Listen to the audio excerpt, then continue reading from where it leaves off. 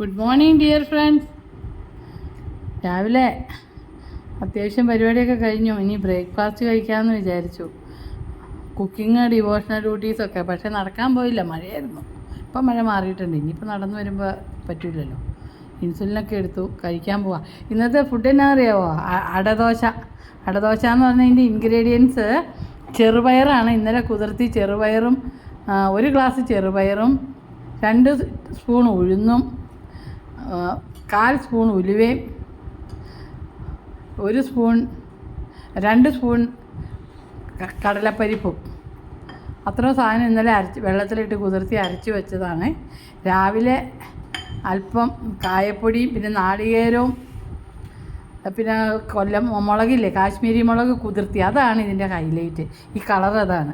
അതും കൂടെ അരച്ചിട്ട് ചുമന്നുള്ളി, നാളികേരവും കുതിർത്തിയ കാശ്മീരി മുളകും കൂടെ രാവിലെ അരച്ച് ചേർത്തു.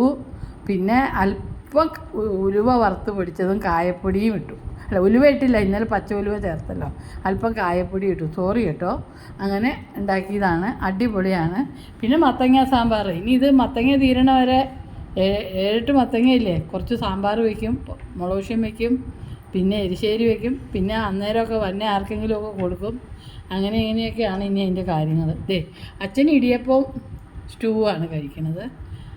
പിന്നെ കഴിഞ്ഞ ദിവസം ഇടിയപ്പത്തിൻ്റെ പൊടി കുഴച്ചപ്പോൾ ഇത്തിരി വെള്ളം അധികമായി. അപ്പോൾ വീണ്ടും പൊടിയിട്ട് കുഴച്ച് ചോറ്റുപാത്രത്തിലിട്ട് ഫ്രിഡ്ജിൽ വെച്ചേക്കുമായിരുന്നു. അപ്പോൾ ഇപ്പോൾ ഉണ്ടാക്കി തീർന്നു.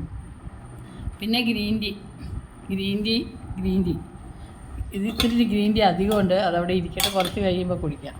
ഇതൊക്കെയാണ് ഇന്നത്തെ ബ്രേക്ക്ഫാസ്റ്റ്. അപ്പോൾ ഈ അടദോശ ട്രൈ ചെയ്യൂ കേട്ടോ. അത് കലോറി കുറഞ്ഞ് കാർബോഹൈഡ്രേറ്റ് കുറഞ്ഞ് ഫൈബർ റിച്ചായിട്ട് പ്രോട്ടീൻ റിച്ചായിട്ടുള്ള ഇതാണ് ഈ സാമ്പാറും ഈ ദോശയും കൂടെ. അപ്പോൾ ട്രൈ ചെയ്യണേ ഫ്രണ്ട്സ്.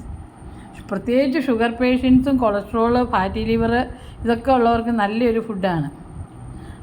ഒരു ഇൻ്റർമീഡിയറ്റ് ഫാസ്റ്റിംഗ് ഒരു 10 മണിക്കൂർ കഴിഞ്ഞ് കഴിക്കുവാണെങ്കിൽ അടിപൊളിയാണ് കേട്ടോ.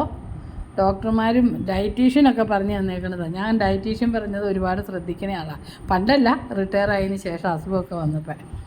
ഓക്കെ ഗൈസ്, സൺഡേ ആണ്. ഇവിടെ 2-3 പണിക്കാരുണ്ട്. അതാ ഈ സാമ്പാറൊക്കെ ധൈര്യമായിട്ട് വെച്ചത്. അവർക്ക് ഇത്തിരി ചോറൊക്കെ കൊടുക്കുമ്പോൾ തീരുമല്ലോ. അപ്പോൾ ഞങ്ങൾ ഇനി പോട്ടെ പണിക്കൊക്കെ. ഉച്ചയ്ക്ക് കാണാം കേട്ടോ. Thanks for watching our channel. Bye. See you on next video.